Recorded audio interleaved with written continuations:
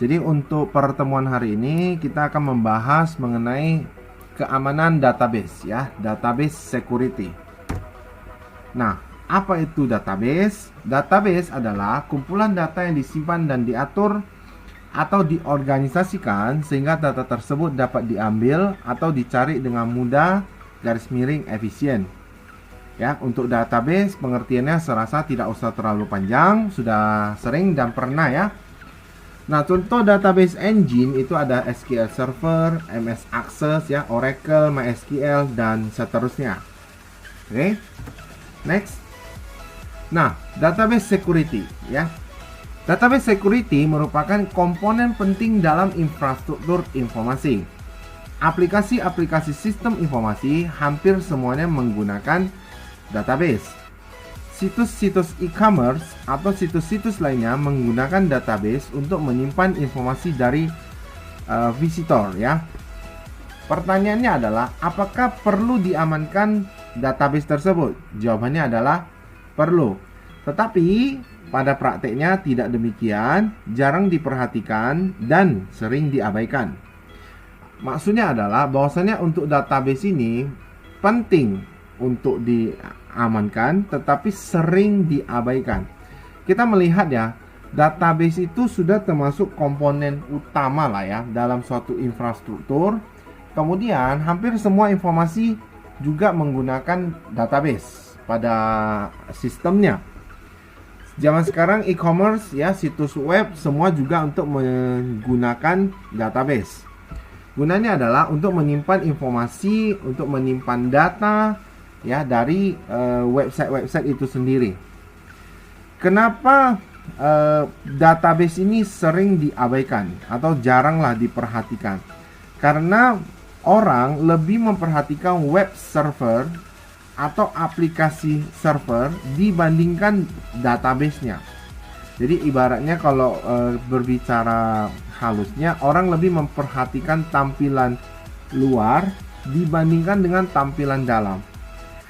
Di luar ya, bagaimana tampilan web servernya itu diatur sedemikian sehingga tampilan menarik, tetapi database-nya sendiri tidak dilindungi. Hal ini bisa menyebabkan data yang seharusnya tidak boleh dilihat oleh orang lain bisa dicuri ataupun dijual ya. Nah, untuk database security lagi, perhatian lebih banyak diberikan untuk perlindungan terhadap serangan DOS ya, denial of service dan deface ya, defacing. Kita sudah pernah bahas ini. Apa yang terjadi bila database server diserang? Yang terjadi adalah kita akan mengalami kerugian yang besar, bahkan lebih besar dibanding kerugian akibat downtime. Downtime itu kayak misalnya suatu website ya susah untuk diakses, lambat ya, lag ya, ataupun hal-hal lainnya. Jadi kalau misalnya database server kita dicuri lah, misalnya dicuri ataupun diambil datanya, maka yang terjadi adalah kerugian kita yang sangat besar. Apa kerugian yang sangat besar itu? Ya, data kita yang dicuri tadi bisa dijualbelikan kepada si pesaing. Katakanlah pesaing kita adalah si A, bisa dijual ke si A tadi. Sehingga sistem kita yang seharusnya berjalan menjadi susah untuk dijalankan karena ada yang mengambil data yang mirip dengan punya kita. Padahal data itu sebelumnya adalah milik kita. Tapi karena terjadi serangan dan kita tidak melindungi database, maka efeknya adalah data yang ada di database tadi diperjualbelikan oleh orang lain, ya. Nah, apa dampak dari pencurian database tadi? Ya, paling ringan perusahaan hanya akan kehilangan waktu dan uang untuk biaya penyelidikan. Ya, uang sama waktu lah yang habis kalau paling ringan untuk mengecek siapa yang mengambil atau siapa yang menghack ya database tadi. Nah, yang paling berat lah ya, menghentikan layanan kepada customer sampai sistemnya dinyatakan dapat dipercaya. Misalnya website ditutup sementara waktu. Kalau website kamu ditutup sementara waktu atau website jenis siapapun, maka yang terjadi adalah bisnisnya atau sistem operasinya juga akan berhenti pada saat itu juga. Hal itu tentu menyebabkan bagaimana pelayanan kita menjadi terhenti juga, ya. Kemudian yang paling parah adalah diperas oleh si pelaku. Mungkin katakanlah hacker ya. Nanti kita diperas oleh si hacker tadi dengan sejumlah uang supaya data kita itu bisa dikembalikan ataupun data kita tidak disebarkan, ya. Kira-kira seperti itu. Nah, ada contoh kasus pada Desember tahun 2000, ya, situs Egghead, ya, sebuah toko penjual komputer mengalami pencurian database. Diperkirakan 3,7 juta data kartu kredit pembeli telah dicuri. Data kartu kredit adalah sesuatu yang paling vital di dunia perbankan.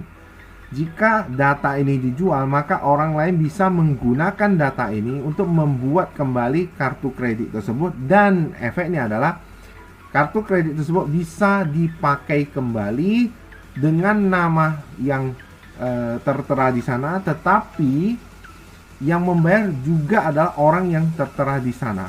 Jadi kita yang pakai, orang lain yang bayar. Itu yang sangat mengerikan, ya, kalau terjadi pencurian data kartu kredit. Nah, pada Maret 2001, FBI melaporkan lebih dari 40 situs perbankan mengalami pencurian oleh hacker dari Rusia dan Ukraina. Ini juga mengerikan, apalagi kalau data kita yang ada di sana diambil, ya. Bayangkan apa yang akan terjadi. Oke, next. Langkah-langkah untuk melindungi database. Database server harus dikonfigurasi dengan benar, baik database engine-nya maupun infrastrukturnya. Ya, dibuat sedemikian sehingga jauh lebih aman, baik dari segi database engine-nya, baik dari segi infrastruktur, diperkuat dengan firewall, ya, lapisannya, infrastrukturnya, ya, bertingkat-tingkat, berlapis-lapis, ya. Kemudian pemberian otoritas user harus sesuai dengan kebutuhan aplikasi. Ya, istilahnya kita tidak memberikan satu user itu hak untuk membuka semuanya. Tetapi satu user itu kalau cuma membuka satu tabel, maka kita hanya memberikan otoritas untuk membuka satu tabel itu saja. Ya, ini contoh. Sebaiknya password database tidak diberikan kepada user. Ya, sudah pastilah ya. Password database biasanya yang megang adalah adminnya langsung, oke? Hanya diperbolehkan untuk mengakses data yang diperlukan saja. Ini juga mirip dengan yang tadi di atas. Dia hanya bisa mengakses data yang memang dia boleh akses saja. Data yang lain yang tidak ada hubungan dengan dia tidak perlu ditunjukkan atau mungkin di disable saja kalau ada tombolnya. Jangan menggunakan user root sistem atas levelnya pada aplikasi untuk mengakses database server.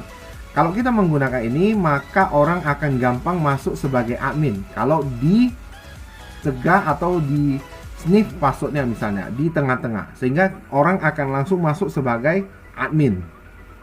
Kalau orang masuk sebagai admin, yang terjadi adalah maka dia bisa menghapus admin yang asli gitu, oke? Jangan pernah user root atau levelnya tanpa password. Ini juga sudah pasti ya. Kalau tidak menggunakan password, keamanannya jauh lebih rendah lah ya, karena orang bisa tinggal mengambil username kamu masuk langsung tanpa password, oke? Next, bagaimana dengan infrastruktur jaringan? Ya, pisahkan database server dari application server.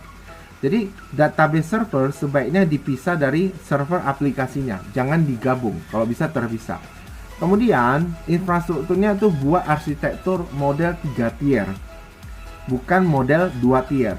Nah, untuk contoh model 3 tier, model 2 tier itu kamu boleh lihat di bawah. Kalau 2 tier, ketika dari klien itu langsung menuju ke database-nya. Jadi ada klien mengakses langsung ke database server. Kalau misalnya 3 tier, klien merequest tidak langsung masuk ke database, tetapi melalui business logic dulu. Berarti di aplikasinya, inilah yang tadi makanya diminta untuk dipisah gitu ya. Jadi klien masuk dulu ke application server baru merequest ke database-nya ya. Jadi kalau misalnya 3 lapis jauh lebih aman, karena kalau ada yang mencoba untuk memasuki, dia akan masuk dulu ke application server sebelum ke database-nya. Bayangkan kalau dia 2 tingkat, dia langsung masuk ke database-nya, oke? Nah, pada model 2 tier, jika hacker berhasil menjebol klien tier, maka mereka akan memperoleh akses ke database. Ini yang tadi saya maksud ya. Nah, berikutnya adalah ganti peralatan hub dengan switch. Kita sudah tahu beda hub dan switch, di mana lebih disarankan adalah dengan menggunakan switch dibanding dengan hub ya. Jadi gunanya switch adalah untuk menghindari bila intruder memasang program di salah satu server untuk menangkap data yang lewat pada jaringan. Kemudian ada switch yang dapat dikontrol melalui Telnet konsol ya, jadi bisa langsung dikendalikan. Nah, pertanyaannya ada, apakah ketika kita menggunakan switch itu sudah aman? Ya belum tentu. Kalau ada yang sangat jago untuk menghack misalnya, bisa saja juga tembus. Tetapi setidaknya switch dengan hub jauh lebih aman switch ya. Terus bagaimana bila intruder sudah menguasai salah satu server dan berusaha untuk mendapatkan akses ke switch? Nah, kalau ini terjadi, maka switch yang tadinya sudah dikuasai oleh si intruder dapat diteruskan trafficnya ke port dari server yang sudah dikuasai. Jadi dia bisa mengirim data ke port yang dia mau sesuai dengan keinginan dia, termasuk ke sistem komputernya sendiri. Artinya dia langsung melakukan pencurian data sebagai admin gitu ya. Oke. Nah, untuk teori sampai di sini dulu. Setelah ini kita siap untuk mempraktekkan cara-cara untuk mengamankan database tersebut. Saya ambil contoh yang akses saja dulu ya. Baik, kita siap untuk praktek ya. Yang paling sederhana dulu, kita membuat password untuk si database, dalam hal ini karyawan ya. Jadi ini kalau di double klik hasilnya kan seperti ini ya. Ada tabel-tabel, form ataupun report ya, query segala macam. Tentunya ini kita anggap sebagai rahasia yang tidak boleh dilihat oleh orang lain. Nah, untuk memberikan password kita tidak boleh menggunakan fitur dari double klik langsung, tetapi kita membuka dulu file Microsoft Access. Kalau mau pakai run, ketik MS Access. Kita tunggu terbuka dulu. Nah, kalau sudah terbuka, maka kita tinggal open ya. Seperti ini, kita cari di mana tempat database kita berada seperti yang punya berikut ini. Oke, ini di sini sudah setemukan ya database karyawan. Kemudian di sini kan biasa kalau untuk membuka kita open. Kamu perhatikan di sampingnya ada sebuah tanda segitiga. Kamu klik turun. Di sini ada open, open read only, open exclusive, ada open exclusive, read only. Yang kamu klik adalah open exclusive. Biarkan dia terbuka. Ini kalau ada muncul di enable saja. Nah, setelah itu kamu cari di database tools, ada yang namanya encrypt with password ya. Encrypt with password. Jadi silakan kamu klik encrypt with password, kemudian masukkan password yang kamu inginkan. Saya berikan contoh passwordnya seperti ini. Di verify berarti diketik 2 kali, kemudian klik OK. Nah, kalau sudah, maka ini sudah ada passwordnya. Tinggal kita close. Nah, kita coba tes buka. Kita tunggu ya. Oke, ini sudah terbuka. Maka dia sudah ada password yang harus kita masukkan. Contohnya seperti tadi. Oke.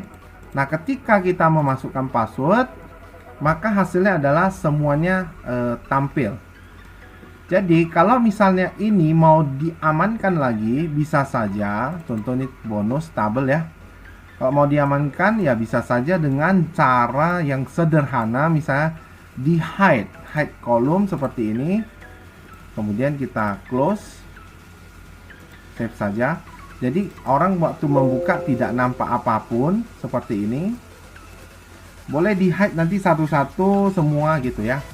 Kemudian kalau kamu sudah hide tetapi tabelnya kan masih ada. Nah, tabel ini juga bisa di hide. Kita klik kanan, hide in this group.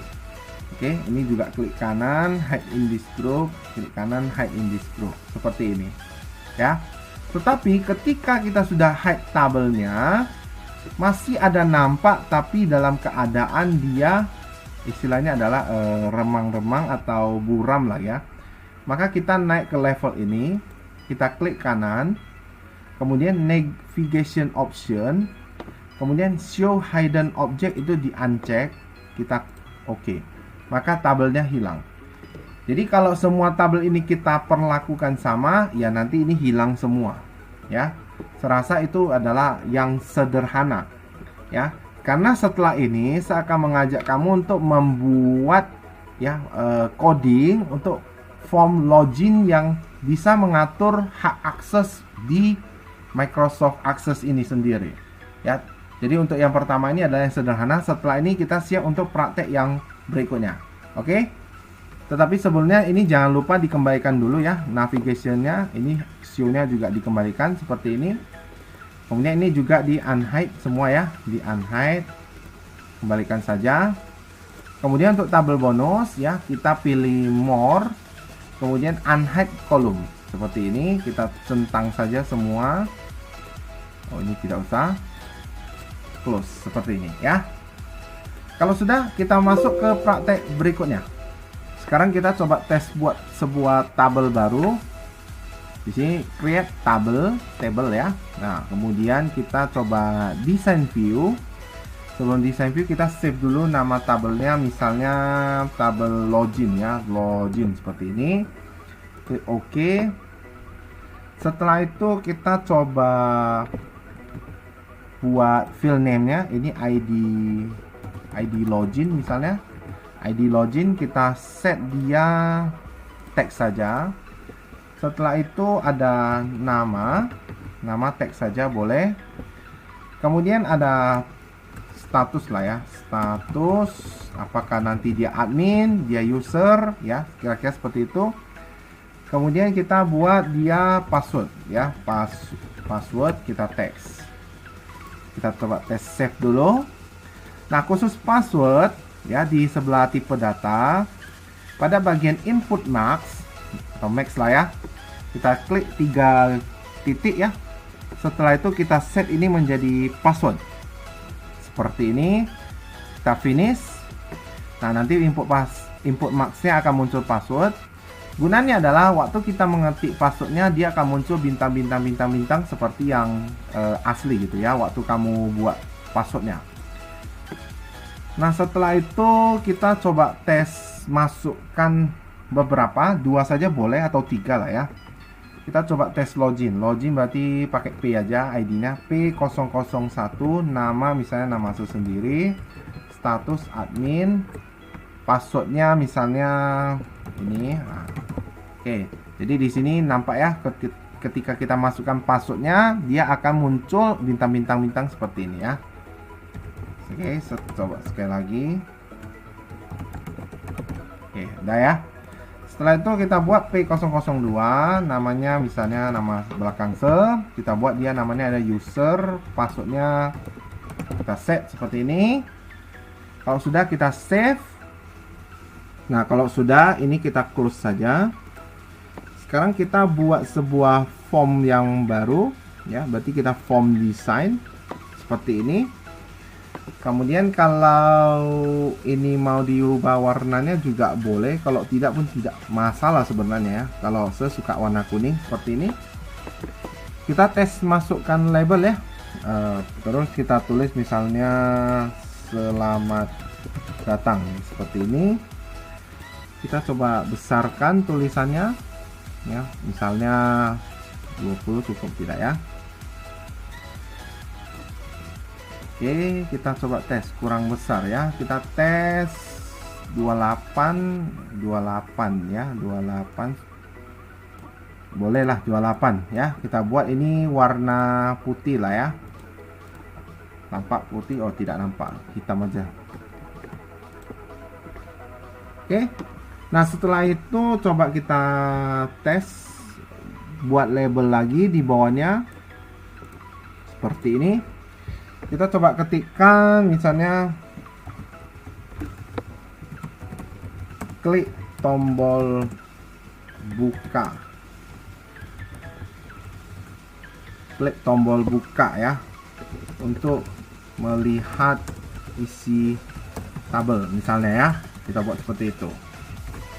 Kita buat dia miring lah ya, cetak miring seperti ini. cetak miring seperti ini, pindahkan ke sebelah sini ya. Oke, seperti ini. Jadi kalau dia di form view ya hasilnya seperti ini ya. Kemudian ini kita close, bentar, kita desain view lagi, belum selesai. Setelah itu kita coba tes buat form header footer, tetapi bagian footernya semau, ini selebarnya sedikit. Form footernya semau buat yang ada semacam user ID, nama dengan status ya.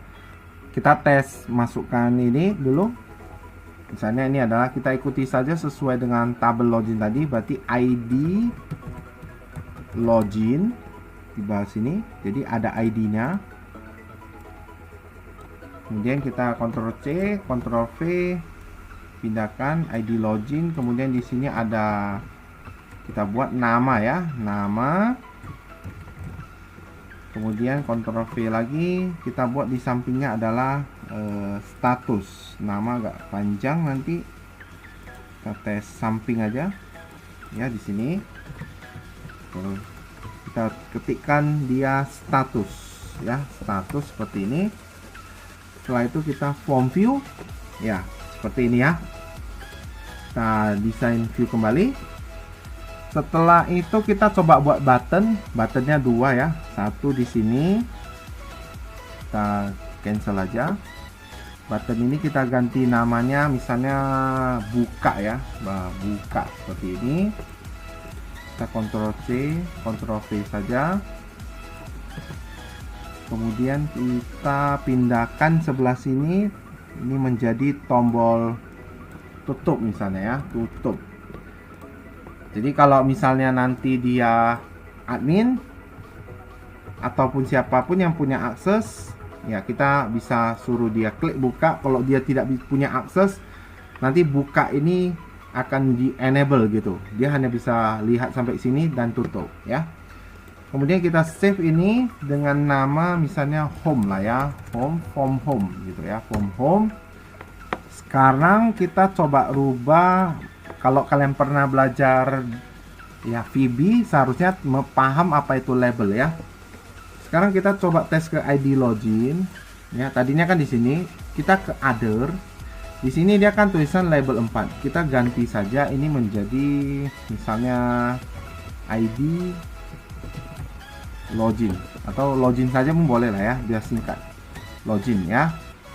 Kemudian ini menjadi nama ya, nama ya. Jadi ini sudah ganti jadi nama. Status ini kita buat jadi status biar gampang nanti waktu di pemrogramannya. Setelah ini buka, ini kan command 7, kita ganti jadi misalnya C lah ya, C1 ya, command 1 buka, atau C buka pun boleh lah ya, C buka. Ini C tutup lah ya, C tutup ya, biar gampang. C buka, C tutup. Oke. Setelah itu save. Sekarang kita tambah lagi form baru ya. Kita dari more form aja kali ini. Kita pilih modal dialog ya, modal dialog seperti ini. Apa bedanya modal dialog dengan form yang biasa? Kalau form biasa, kita form view, dia diam ya, tidak bisa digerakkan. Kalau dia form dialog, kalau di form view dia muncul, bisa digerakkan seperti ini ya, klik kanan, design view. Oke. Sekarang kita tes buat lagi label-labelnya yang lain. Kita mulai dari warna dulu ya. Nah ini tadi kalau udah kita pakai kuning, kita coba ini pakai warna merah lah ya, warna merah seperti ini. Nah setelah itu supaya cepat saja, ini kita copy ya, yang ini 2 kita copy, kita tempel di sebelah sini. Kalau dia merah biasanya untuk bagusnya dia warna putih ya, jadi lebih terang, jadi kelihatannya putih. Kemudian ini kita ganti menjadi login ya, login seperti ini. Kemudian ini bawahnya kita coba tes ganti menjadi silakan ya, soalnya saya matikan dulu, silakan login terlebih dahulu.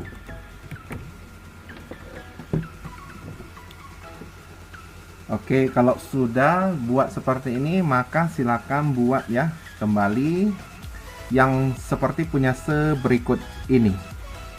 Oke, kalau sudah dibuat seperti punya ya, ini dengan menggunakan text box, ini boleh dilebarin seperti ini.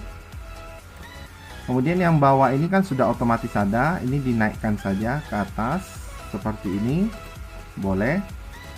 Sepertinya kurang, kita geser sedikit. Nah, setelah itu ini boleh disempitkan seperti ini, secukupnya saja seperti ini ya.